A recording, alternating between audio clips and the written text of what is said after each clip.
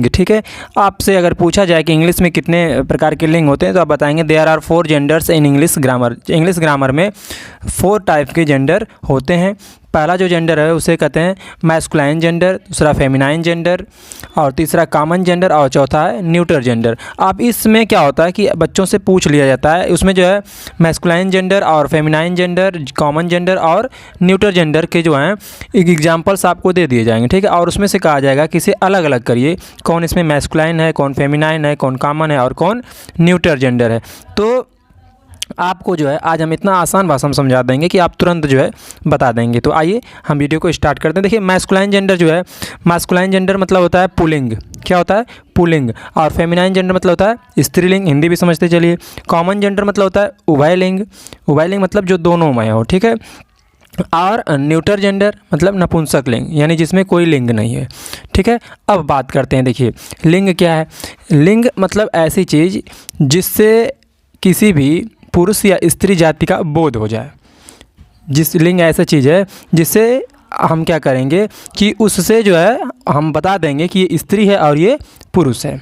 अब आइए हम देखते हैं मैस्कुलिन जेंडर के अंतर्गत क्या आता है। इसकी मैस्कुलिन जेंडर मतलब होता है, इसके अंदर हमने लिखा है कि जिस नाउंस से पुरुष जाति का बोध हो। मैस्कुलाइन जेंडर मतलब जिस नाउन से कोई नाउन यदि है, नाउन मतलब नाम, ठीक है। तो यदि कोई ऐसी चीज़ है जो नाउन है और उसका हम नाम ले रहे हैं, ठीक है, तो उससे पुरुष जाति का बोध होगा, ठीक है। तो उसे आप कहेंगे कि मैस्कुलाइन जेंडर। जैसे मैन, मैन क्या है मैस्कुलिन जेंडर है। फादर मैस्कुलिन जेंडर है। लायन मैस्कुलिन जेंडर है। Boy masculine gender. King masculine gender. इससे पुरुष जाति का बोध हो रहा है। मैन से पुरुष जाति का बोध हो रहा है। फादर है तो पुरुष जाति का बोध हो रहा है। लायन से पुरुष जाति का बोध होगा। ऑक्स है जो है, ऑक्स मतलब क्या होता है बैल, ये भी पुरुष जाति के अंतर्गत आएगा। बॉय है, किंग है, ठीक है। तो ये सब पुरुष जाति के अंतर्गत आएंगे, इससे पुरुष जाति का बोध हो रहा है, तो ये सब क्या होंगे मैस्कुलिन जेंडर होंगे, ठीक है। अब देखिए फेमिनिन जेंडर क्या होता है। ये फेमिनिन और मैस्कुलिन तो बहुत आसान है, कॉमन और न्यूटर में थोड़ा सा दिक्कत होती है, तो उसे भी आप समझ लीजिएगा, ठीक है। उसे भी बहुत आसान समझा देंगे। देखिए फेमिनाइन जेंडर क्या होता है। फेमिनिन जेंडर मतलब होता है स्त्रीलिंग। अब जिस नाउन से स्त्री जाति का बोध होगा उसे कहेंगे फेमिनाइन जेंडर, ठीक है। जैसे गर्ल, गर्ल अगर आप कोई बोलेगा गर्ल तो उससे लगेगा ये स्त्री जाति की है। गोट, गोट में से बकरी, तो ये स्त्री जाति के अंतर्गत आएगी। काऊ स्त्री जाति के आएगी। मदर स्त्री के अंतर्गत आएंगी। क्वीन स्त्री जाति का बोध करेगी, ठीक है। अरे आपसे पूछ जाए बुफैलो, बुफैलो मीन्स क्या होता है भैंस, ये भी क्या होगा स्त्री जाति के अंतर्गत आएगी, मतलब स्त्री जाति का इससे भी बोध होगा। तो ये भी सब क्या है फेमिनिन जेंडर है, ठीक है। अब देखिए यहाँ से हम बात करें कॉमन जेंडर। कॉमन जेंडर क्या होता है।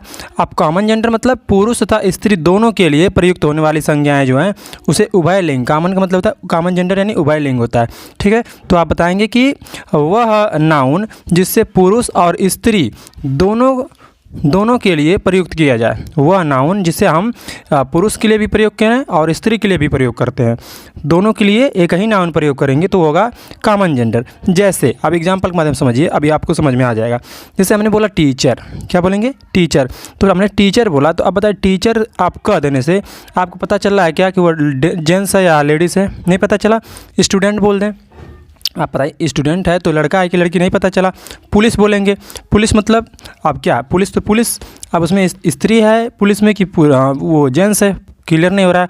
फ्रेंड नहीं हो रहा है। तो ऐसी चीज़ जिससे जो है पुरुष तथा स्त्री दोनों के लिए प्रयुक्त किया जाए, ऐसे नाउन जो स्त्री के लिए भी प्रयोग होते हैं और पुरुष के लिए भी प्रयोग होते हैं, उसे हम कहते हैं कॉमन जेंडर। बात समझ में आ गई 100%। देखिए अगर टीचर बोलेंगे तो टीचर से पूरा डिक्लेयर नहीं हो रहा है कि ये पुरुष है या स्त्री है, ये तो क्या करेंगे ऐसे चीज़ों को आप मानेंगे कॉमन जेंडर, मतलब जो पुरुष और स्त्री दोनों के लिए प्रयोग होता है उसे हम कहते हैं कॉमन जेंडर। जैसे टीचर हो गया, स्टूडेंट हो गया, पुलिस हो गया।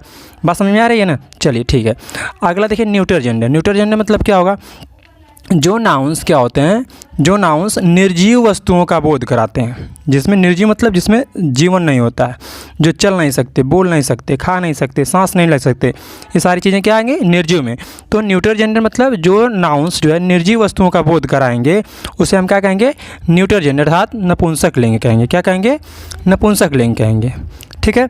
अब इसमें देखिए क्या क्या आएगा।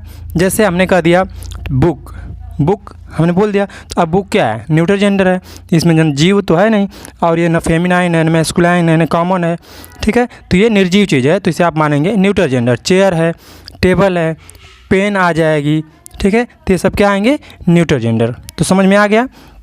आप बताइएगा कि जो लिंग होते हैं, ठीक है, जो जेंडर होते हैं वह 4 प्रकार के होते हैं, masculine gender, feminine gender, common gender और न्यूट्रल जेंडर। और जो है मैस्कुलाइन जेंडर को आप कहते हैं पुल्लिंग, फेमिनाइन जेंडर को कहते हैं स्त्रीलिंग और कॉमन जेंडर कहते हैं उभयलिंग और न्यूट्रल जेंडर कहते हैं नपुंसकलिंग। अब यदि आपको इसका एग्जाम्पल दिया जाएगा तो आप समझ सकते हैं। ठीक है, आपसे मिलते हैं अगली वीडियो में, तब तक के लिए जय हिंद।